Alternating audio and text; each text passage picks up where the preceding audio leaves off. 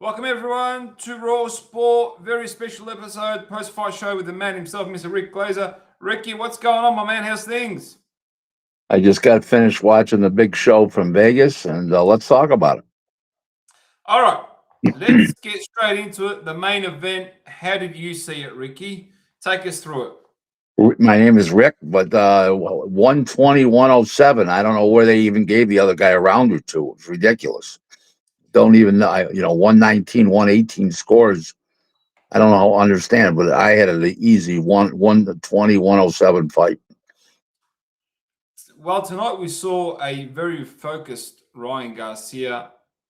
From the moment he walked out, even in his dressing room, there was this focus about him, and he kept it all the way through. And finally, he's won a world title. Did you see anything different to what you usually see, other than his unusual behavior at Yeah, the times? guy was in a fourth world title fight as a challenger at age 25. That was usual right off the bat. Yeah, true, fella. But what about like fight night wise? The instructions from his corner, his dad was giving him some good instructions. He Excellent, listened. excellent instructions. The corner was calm. There was no negativity in the corner. It was all good. He fought well. He scored a first round knockdown. After that, it looked like it was just a matter of when he was going to finish him. But then the fight kept dragging on and on. He said he hurt his right hand, and I think that maybe had part of it why he didn't stop him. But it was a one sided fight. The fact they gave him even a round or two was ridiculous. What you see in Barrios tonight? Guy got the shit beat out of him. That's what I saw.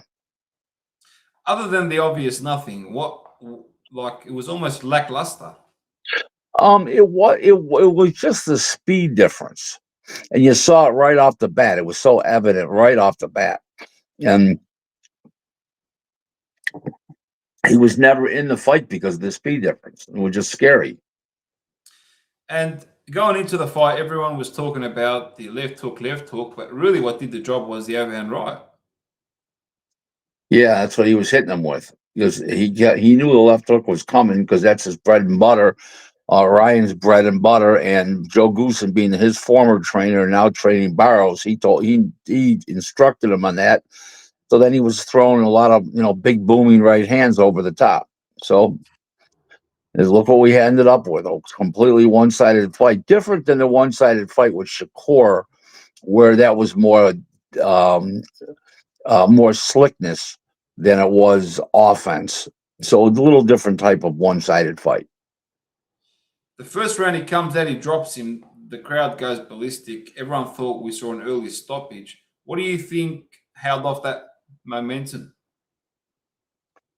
I just think that Barros got hurt so bad in the first round that it took the rest of the fight right out of him, where he just looked to survive after a while. There was rumors swirling during the week that Barrios was sick. What we saw tonight, I'm not making up excuses for him. What we saw No, tonight, he would have said so. He never said he was sick. Number one, he didn't say he was sick tonight. After the fight, I was sick during the week. That was a rumor. That was an internet okay, rumor. okay, fair I was enough. never able to substantiate that he was sick. I was able to substantiate Richardson Hitchens was sick, but not We'll today. get to But that. not. Yeah. We will get to that. There was Shakur Stevenson on the commentary team, and obviously Ryan Garcia called him out after the fight. What do you think of that matchup? I don't. I think it's a one sided fight. I think Shakur plays with him, and it's the fight. It'll be one sided the other way, where Ryan doesn't win around. Maybe he does get around. Ryan's got to stick with fighting Conor Ben, Manny Pacquiao, Conor Ben, Manny Pacquiao, Devin Haney, maybe Rolly in a rematch. Those guys, the guys he's capable of beating. He got no shot at beating Shakur. Zero. A lot of people online talking about a Conor Ben fight. How do you see that one playing out? I think that Ryan is too fast for him, and I don't think Conor Benn's footwork was good enough to get away from Ryan's punches. I think for the first time tonight, we actually saw Ryan's jab go to work. His speed is unbelievable, and it really made a difference. Yeah, definitely. Okay, you mentioned Richardson Hitchens. Yep. What's the story there? He pulls out on fight night sick. Oscar Duarte was very disappointed. Yeah, Okay, yeah. He was very he was definitely sick, not doing well, and he's definitely sick and not doing well. He vomited 3 times, and he in a way he wanted to fight, but it wasn't possible. The guy was sick as a dog. do we know what happened to him? Yeah, I think he got dehydrated, and when you dehydrate so bad to make weight, when you go to put food in, sometimes you vomit it out. Your body rejects it. That can happen. Wow. Okay. Interesting. Some of Yeah. the other fights on the card, we'll start at the bottom. Amari Jones versus Louis Arias. How do you see that fight? Well, it was a fight that one guy looks like now he's going somewhere. He never fought anybody really good. Louis Arias is on the back nine of his career, but he was a top five contender at one time. And Amari Jones looks like the real deal. And then we had Bektemir Melikuziev versus Sina Agbeko. Interesting fight. Yeah, it was a solid Lots of fight. action. Yeah. It was a solid fight till it wasn't. It was a good fight. Beckel gave a good account of himself, but he was overwhelmed by the combination of the speed and the power, and in a left-handed stance. It's a funny thing when you come from places like Nashville, Tennessee, you don't get left-handed sparring, and the specialized sparring, and I think it showed in the fight. Frank Martin and Nahi Albright. Sensational fight. They scored it 95-95. All three judges, I had the same way. It was a great fight. But what did we see tonight from Albright that we haven't seen previously? Nothing. Just same workman type effort. Got good foot speed, moves around good. Very nimble on his feet, and he's got balls. He's in great shape, and he's got a great chin. And Frank hit him with some good bombs in the last round. Frank got wobbled Yeah. in the 10th and final round. It was a great fight. It was a lot of fun to watch. We will see a rematch. I don't know if we will or not, but I would like to see a rematch. I think it definitely warrants one. Let's put it that way. It warrants one from the result and the act and the competitiveness and the action of the fight. All three. Absolutely. And then we had Gary Antoine Russell and Andy Hiroaka. Hiroaka, late arrival in Vegas, not much time to adjust. But what are your thoughts on the fight? I Split I decision. really thought that Hyoka lost a decision. Russell beating him, but I had it 115, 113, minus the 1 point for the low blow, so 115, 112. I think the other scores 117, 111 was way out of line. I thought that was a very competitive fight. Do you think if Hiroaka had more time, he might have pulled it off? I think it would have served him better, but I don't know if he would have pulled it off. I don't really know that, but it would have served him better if he would have had been here for 2 weeks. Antoine Russell, what do you see his next moves are? Don't know. I don't know. With PBC, you never know. They don't do things that make sense a lot of times. So I don't know what they're going to do with them. We didn't get to see, obviously, Hitchens and Duarte. Do you think we will see that fight again?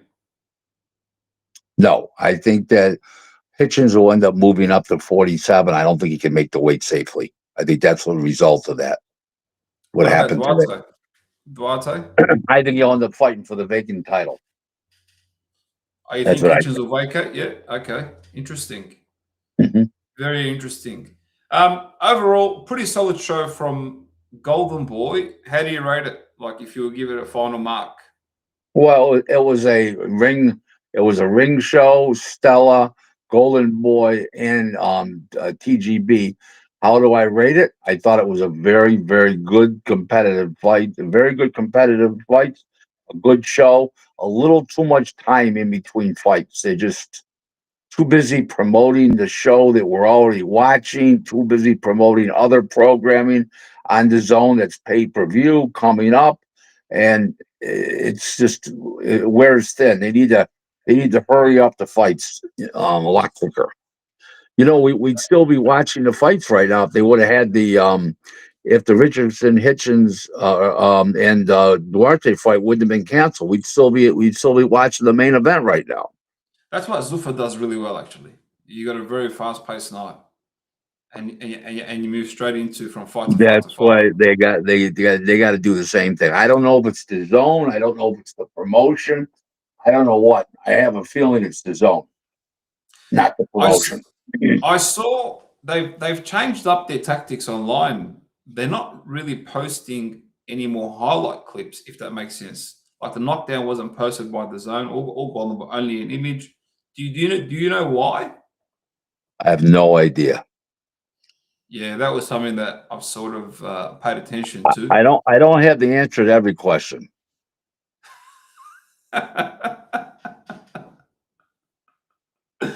um, the relationship between Oscar and Garcia looked very tense.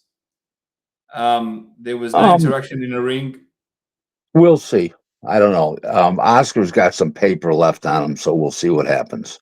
but Henry and Oscar looked all right. The father and Oscar looked like they've got a bit of a Yeah, I relationship. mean, listen, Oscar's done a great job with this guy. Backed him what he was when he was on the got suspended for the performance enhancing drug use. He's done a great job with this guy. I mean, this guy's a nut. I mean, the father knows he's done a great job with him. Come on, So where's the trouble stem from then, Rick? I mean, what's the problem here? it stems from that Lupe Garcia, his attorney and slash advisor. Um, is he's always trying to interfere with their relationship and come in and be a bulldozer, and he's the one that causes all the trouble. Wow. Okay. Interesting. And do you feel that he has more of an influence on Ryan than Ryan's dad, or do you think I don't think so, but I don't know that. Don't know. we saw tonight? The whole thing is sad. Let's put it that way to you. We saw tonight that rekindling of that the father and son relationship, and even at the end, he dedicated the title to his dad, having his dad in his corner. I think it's the best advice I've seen in his corner in a very, very long time. It was very good. We need to see more of Henry Garcia. All right. Yes, we will. Did you see the putting of the pendant on Garcia at the end? Please, I don't want to talk about it. Please, Look, putting pendants on fighters. Please. he looked pretty good, Rick. Though.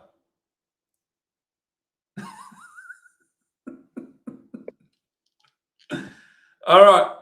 Need to get your commentary on some more things. There was the press conference for Benavides and Zura Ramirez. Interesting from both fighters. We saw Benavides say he wants to fight after this fight Bivol, Beterbiev, and Canelo. Do you think those fights will come to life? No. And he shook Turkey's hand backstage tonight and asked Turkey for that fight with Canelo. Turkey gave a response where I don't know if you saw it. Right? Did you see the interaction? No. Turkey pretty much said to him, "We can only talk about things. We can only try to talk about things, basically. I'm just paraphrasing here. Yeah, yeah, it's exactly this. It's not going to happen. Canelo is not fighting Benavides. Why? Why? Why would he? He He's ain't too big. winning. He ain't. He's too big, too tall, too rangy. He ain't winning. He's an old man. He's been a pro for 20 years, and he's not going to make any more money fighting Benavides than he would anybody else. So why would he do that? Some would say it's a legacy fight. Mexico, two big Mexican stars. It's not a legacy fight for Canelo. It's an embarrassment. Come on, please. It's not happening. Bivol beat Canelo, hard fight. Beterbiev over the edge. How Right. do you see those two? Because Canelo thought he put Canelo was all there at the time, and he wasn't at the back nine, and he got beat. That happens, but he knows he's on the back nine now, and it ain't happening. No, I'm talking about Benavides fighting Bivol, right? Bivol beat Canelo, but That can happen. Benavides fighting Bivol can happen. Yes. how do you see that playing out? Taller Yeah, Benavides? Bivol will beat him. Why is that? Much higher ring IQ, better foot movement, better works behind a jab much better. All the little fine things that a guy like me sees that other people don't see. What about Benavides' size? Would that play a role in the fight?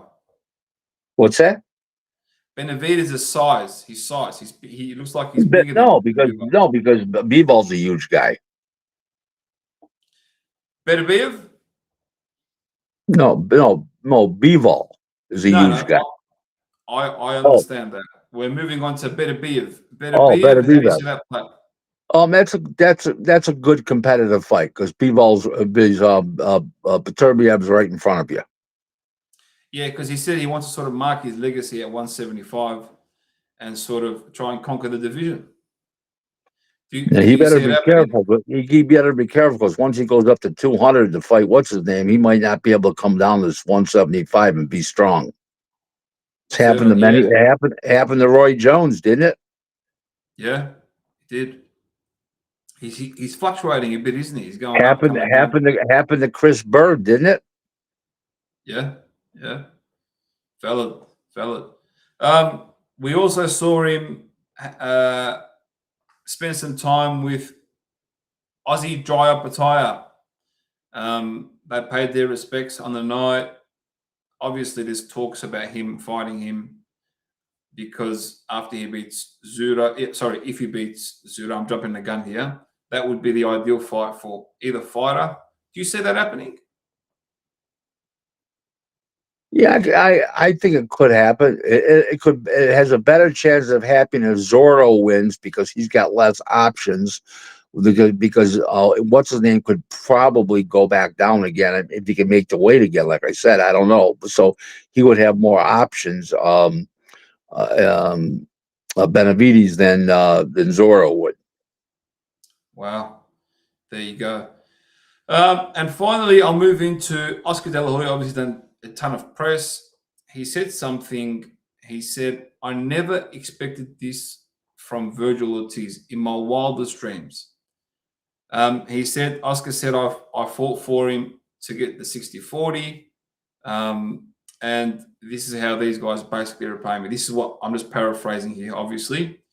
Mhm. And then we had Virgil Ortiz Senior, come out online and say, when I go live, I'm going to spill it all. And obviously, Rick Merigian had his input as What? well. Hold on.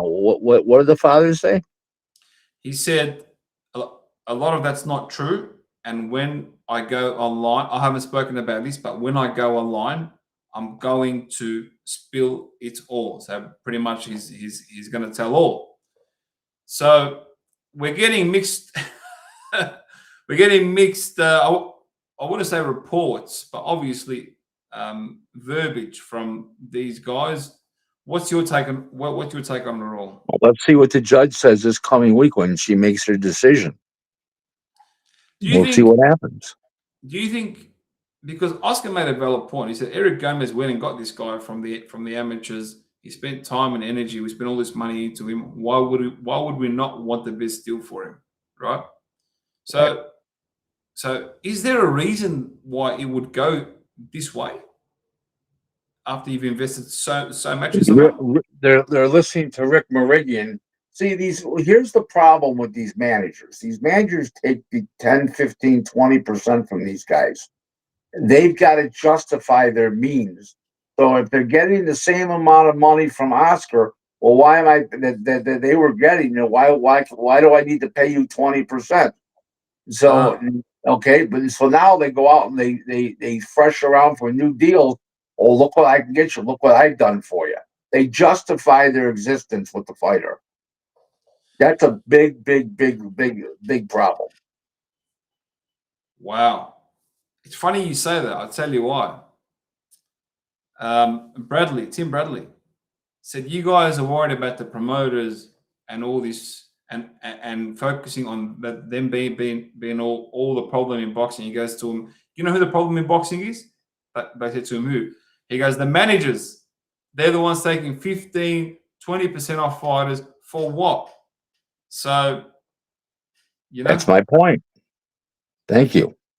That's why they're Wow. always trying to justify their existence, and that's why they're always shopping around for a better deal. And they're trying to fuck the deal up that they already have so they can get out of it. Which makes sense. We've seen it this week a ton of times already. I mean, the biggest one is Conor Ben. We can't stop talking about him. But he was there tonight. He was in the crowd. Did he have Did he have his red high heel? Did he have red high heels on? Did he have a short black skirt on? Didn't see it. Couldn't see it. If he didn't have those two, if he wasn't wearing a short black skirt and red high heels, he missed his calling for sure. He was with his manager that was sitting behind Oscar De La Hoya. And I know Keith Conley. Keith Conley's his manager. I know. Yeah, they were all there, but he didn't go in the ring like no movements.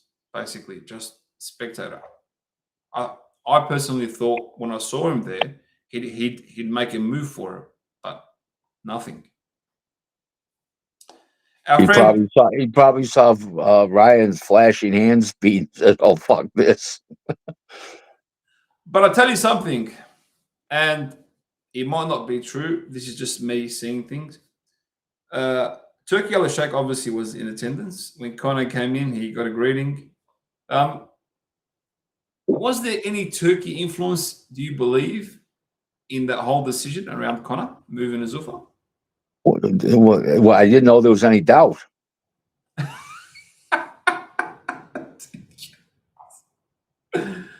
Wow, there you go. So that officially means he owns 60%. He owns 60% of Zuffa. Come on now. There you go. All right, Rick. That's all I got for you, mate. You got anything that you want to finish with? Yes. Yeah, I'm glad you're allowing me to go to sleep. Thank you. Take care, everyone. Thank you to all those who tuned in. Thank you, Rick.